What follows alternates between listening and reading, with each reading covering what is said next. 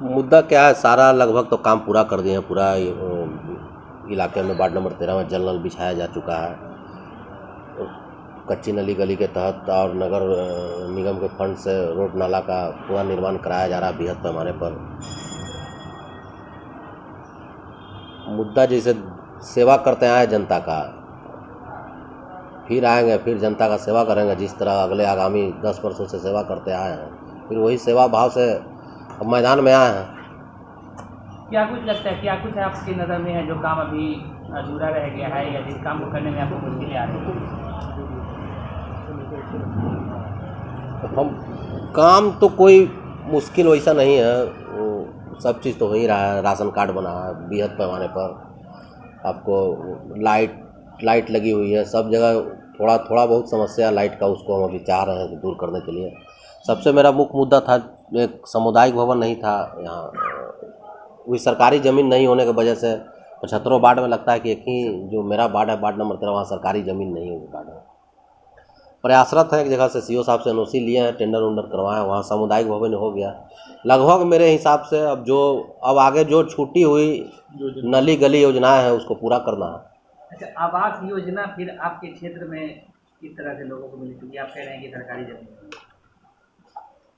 जिनका अपना था, जो अपना रसीद पुर्जा मोटेशन कराए हुए थे, उनको मिला है 5-6 को। ये तो इतना इसका प्रक्रिया इतना टफ है ना कि बहुत मुश्किल से मिलता है। अगर आ भी जाएगा योजना ना, तो पदाधिकारी की वजह से, अगर अच्छे पदाधिकारी रहते हैं तो लोगों को लाभ मिलता है, और जो पदाधिकारी अच्छे नहीं रहते हैं तो वो सब कटाई में पड़ जाता है। लोग तो यही मानते हैं कि मेरा पार्षद जो है वो दिलवा देगा आवास। तो ऐसे में आपको जो दिक्कतें आ रही हैं वो क्या, कैसे बताना चाहेंगे लोगों को, क्या आपको समस्या है? समस्या यहाँ हो रही है कि यहाँ बहुत लोग अपना ज़मीन मकान का रसीद पुर्जा नहीं कटाए हुए हैं। दूसरा चीज़ है कि चरचर को भाई हैं, बंटवारा नहीं कराए हुए हैं। तो ये सब अपना समस्या है, सबको बताएं कि अपना ये सब करा के रखिए, तो हम लोग अपना करवाएंगे इसको। स्वच्छता अभियान के तहत क्या क्या काम हो रहा है? स्वच्छता अभियान के तहत तो जो हमारी नगर निगम में गाड़ियाँ आती है, वो ठेला गाड़ी है, 4 व्हीलर गाड़ी है और बैटरी वाला गाड़ी है, वो सबसे बढ़िया से कूड़ा कचरा उठाया जा रहा है। थोड़ा सा इसमें पब्लिक को जागरूक करना है। थोड़ा सा अभी भी पब्लिक थोड़ा सा लेट कुबेर हुआ गाड़ी आने में तो इधर उधर फेंक देते हैं। इसमें जो मूल समस्या है ना कि थोड़ा सा बहुत लोग कूड़ेदान घर में नहीं खरीद के रखे हैं, तो ये सब चीज़ समझाना होगा। या इस बार जीतेंगे तो अबरी जो हमको फंड मिलेगा तो कूड़ादान ही खरीद देंगे, घर में बंटवा देंगे। अब तक नहीं बंटवाया है कूड़ादान? नहीं बंटवाया। की तरफ से तो कूड़ादान सभी लोगों को घर में दिया गया था। नहीं कहीं नहीं दिया गया, कहीं नहीं दिया, पूरा पटना में कहीं नहीं दिया गया। वो दिया गया था, 2-4 को दिया गया था। वो दिया गया था कि कहीं फंक्शन होने लगेगा तो इसको ले जाकर आप रख दीजिएगा। 4 को इतना बड़ा मिला था, रख दीजिएगा, फिर कम फंक्शन खत्म हो जाएगा तो सब पूरा कचरा कागज में ले आइएगा, बाकी कहीं नहीं मिला। रोजगार को भी लेकर कोई योजना है आपके? देखिए, रोजगार बहुत बड़ी चीज़ है। ये सब चीज़ सरकार के स्तर से होता है। अब झूठा वादा कर दें कि आपको नौकरी दिला देंगे, आपको ये कर देंगे, वो कर देंगे, तो वो सब झूठा वादा से हम लोग नहीं चलते हैं। रोजगार का व्यवस्था सरकार का जिम्मेवारी है। अगर सरकार हम लोग को जिम्मेवारी देती है कि आप अपने यहाँ ऐसे कीजिए, हम 50 लोगों को, 100 लोगों को, 200 लोगों को, 500 लोगों को रोजगार देना चाहते हैं, आपके तरफ से ये सब चीज़ सुविधा मुहैया कराइए, तो हम ये सब तुरंत हम लोग करा सकते हैं। लेकिन अगर कोई बोलता है कि हम रोजगार आपको दिला देंगे, नौकरी दिला देंगे, तो ये सब बातें गलत है। अच्छा, स्थानीय स्तर पे शिक्षा और स्वास्थ्य केंद्र की जो व्यवस्था है वो किस तरह की आपके क्षेत्र में व्यवस्था है? क्या वही तो बताया कि सरकारी ज़मीन नहीं रहने की वजह से ना हमारे यहाँ स्वास्थ्य केंद्र है। शिक्षा तो है, बहुत सा प्राइवेट स्कूल है, बगल में सरकारी स्कूल है। हमारा स्कूल ही वार्ड नंबर 12 में चल रहा है। तो इस बार जो सामुदायिक भवन का निर्माण कराने जा रहे हैं हम लोग, उसमें 2 फ्लोर रहेगा, 1 फ्लोर स्कूल के लिए उसमें कर देंगे। अच्छा, साफ सफाई को लेकर आपने कहा, बाकी नली गली सारे काम आपको मुताबिक हो चुका है। ये भी पटना नगर निगम क्षेत्र जो है बाकी नगर निगमों से काफ़ी पिछड़ा हुआ है, क्या कारण? नहीं, सारा काम नहीं हुआ है, बहुत सा जो छूटा काम है वो होगा। पिछड़ा हुआ, हम लोग कहाँ पिछड़ रहे हैं? हम लोग पिछड़ रहे हैं आपको स्वच्छता में ही पिछड़ जा रहे हैं। तो स्वच्छता में पिछड़ने का कारण यह है कि हमारा जो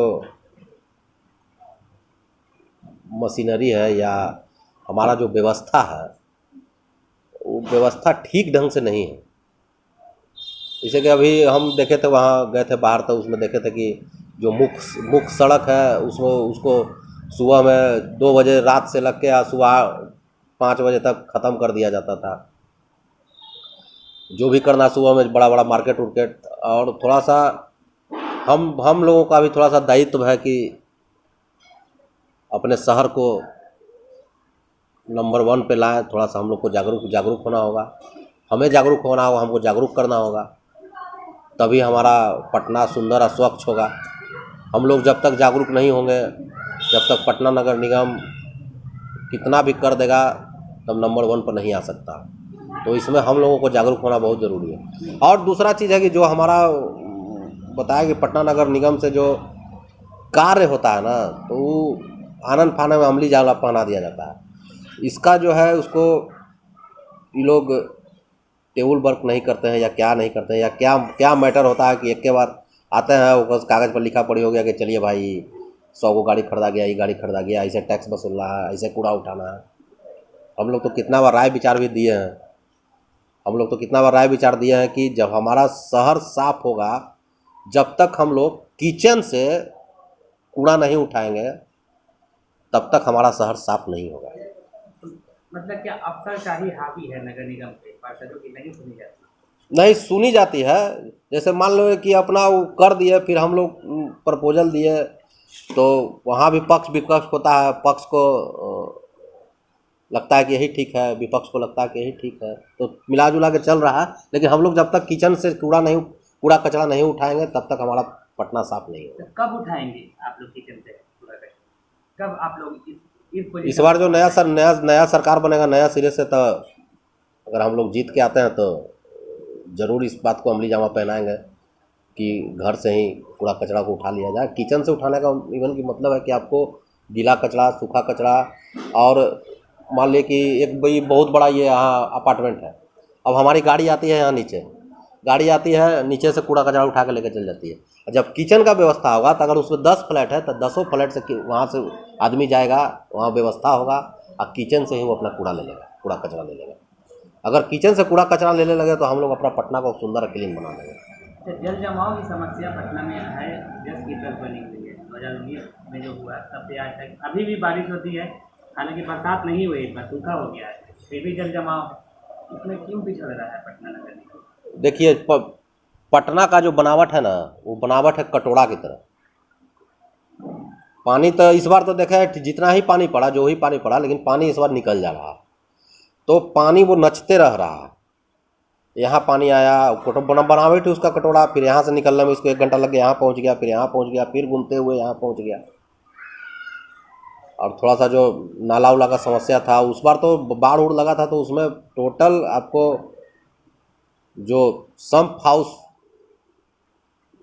के कर्मचारी, चाहे जो भी कहिए, नगर निगम कहिए या बुडको कहिए, बुडको ही मेनली रूप से उसको संप हाउस को बुडको ही चलाती है।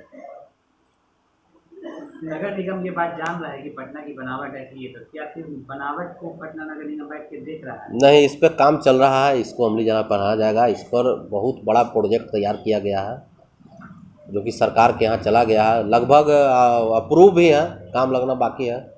बहुत बड़ा इसको नाला के लिए विशेष रूप से, जहाँ तक हमारी जानकारी है, 1000 करोड़ रुपया का स्वीकृति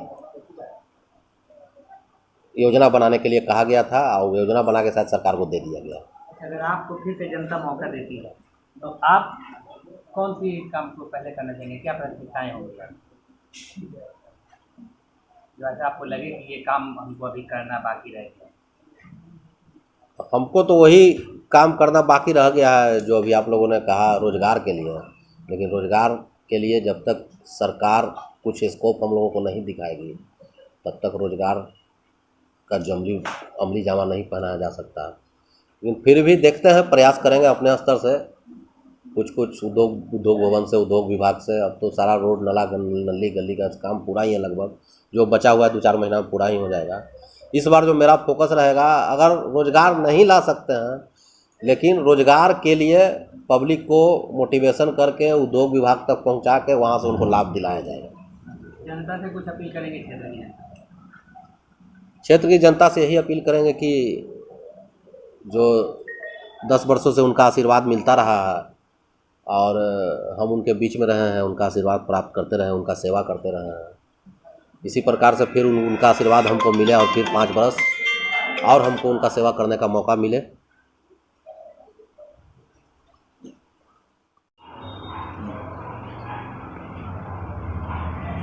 जी अजीत जी, क्या आपकी जो योजनाएं हैं, जो आप क्या करने वाले हैं, ये बताइए। इस बार जो मेरा सबसे पहले जो प्राथमिकता है वो हम अमूमन अभी देख रहे हैं कि बड़े बुजुर्ग जब बुजुर्ग हो जा रहे हैं तो हर घर में, बहुत सारे घर में देखे हैं कि उनको खाने पीने की बहुत तकलीफ़ होती है। मतलब वो जब तक काम कर रहे हैं, जब तक वो बढ़िया से खाना पीना मिल रहा है, उनको बेटा बेटी भी बढ़िया से खुश रही है। अब उनका काम छूट गया, उम्र हो गया, तो देख रहे हैं कि उनको खाने पीने में बहुत से लोगों को बहुत तकलीफ़ है। तो हम इस बार सोचे हैं, वो अभी पहले ही कर देते, सामुदायिक भवन के वजह से रुके हुए हैं। हम बुजुर्गों के लिए अपने वार्ड में बुजुर्ग महिलाओं के लिए, बुजुर्गों के लिए नाश्ता और 2 टाइम का भोजन का व्यवस्था फ्री ऑफ कॉस्ट, जिनका कोई सहारा नहीं होगा उनको हम लोग सहारा यहाँ पे देंगे और फ्री ऑफ कॉस्ट 2 टाइम का भोजन, 1 टाइम का नाश्ता करवाएंगे। इसको कैसे, एक मिनट, क्या इसको आप कैसे तय करेंगे कि कौन ज़रूरतमंद है? क्योंकि ऐसे में अव्यवस्था फैल जाती है, लोग ज़्यादा भीड़ लगाने लगते हैं। नहीं, वो तो हमारा वार्ड का मामला है, तो हम वार्ड में हम अपना जानते हैं, लगभग सभी आदमी को जानते हैं कि इनको क्या तकलीफ़ है, रोज़ आते भी हैं, हम देखते भी हैं। तो इसमें हमको ज़्यादा, अपना वार्ड का है तो ज़्यादा समस्या नहीं है। अगर पूरा पटना का करना रहता तो समस्या था, वार्ड का करना है तो इससे ज़्यादा समस्या नहीं है। वो तो चिन्हित लोगों को इसको किया जाएगा, जितना चिन्हित लोग हैं, जितना जिनको हम जानते हैं। अब बाकी जो भी आएंगे उनको भी देखा जाएगा, देख के कि उनके गार्जियन से पूछ के किया जाएगा। उनके बच्चे देखेंगे, जाके हम अगल बगल से पूछताछ करेंगे कि भाई इनके बच्चे इनको खाना देते हैं कि नहीं देते हैं, कि या यही लड़ाई झगड़ा करते हैं। तो वो सब चीज़ देख के किया जाएगा, इसमें कहीं कोई डाउट नहीं है, लेकिन ये करना ज़रूरी है। वृद्धा पेंशन योजना में 400 रुपया मिलते हैं। आज इस महंगाई के ज़माने में 400 रुपया में क्या होगा? अभी आपको एक और बात बताते हैं कि जो 400 रुपया जो बैंक में दिया जा रहा है, बैंक वाले बुजुर्ग लोगों को, बुजुर्ग महिलाओं को इतना परेशान करते हैं, एक बार में उनको काम नहीं देते हैं। 400 में से तो हमको लगता है कि 100 रुपया भाड़ा में खर्च कर देते हैं बैंक जाने में, उसके बाद बचा 300। तो 300 में क्या कर पाएंगे इस महंगाई के ज़माने में? तो ये जो व्यवस्था पूरी हो, क्या आपके निजी फंड से हो गई है? हाँ, ये मेरी निजी फंड से होगा। ये कोई चुनावी प्रलोभन तो नहीं? नहीं, कोई चुनावी प्रलोभन नहीं है। हम पहले भी बोल चुके हैं, हम सिर्फ सामुदायिक भवन में चलते हैं कि एक जगह हो जाना चाहिए कि जहाँ 2 को बनाने वाला रहे, खिलाने वाला रहे। तो परमानेंट जब वहाँ व्यवस्था हो जाएगा तो परमानेंट ही व्यवस्था कर दिया। ये जो व्यवस्था इसी आपके जीत के आने के बाद हो जाए, अब अगर आप नहीं भी जीतते तभी ये करेंगे? तभी ये करेंगे। ये मेरा ड्रीम प्रोजेक्ट में है, बाकी सब काम तो कर दिए, तब भी हम ये करेंगे। बहुत खराब है, तो उस पर अभी तक कुछ काम नहीं हुआ, इसका क्या कारण है? सबसे पहले तो कहाँ का बात कर रहे हैं हमको बताइएगा, तभी हम बता पाएंगे। हम आए, आपके यहाँ आए तो आपके क्षेत्र में। हाँ, तो जो आप जहाँ से आए 21 नंबर से ना, वो सब भवन निर्माण का एरिया हो गया है। उसको भवन निर्माण अपने अंडर में ले लिया। हम लोग वहाँ पे निर्माण नहीं कराएंगे, उसको निर्माण कराना, भवन निर्माण का काम कराना है। और मेरे वार्ड में पड़ता भी नहीं है, वो वार्ड 15 में पड़ता है। यहाँ पे? हाँ।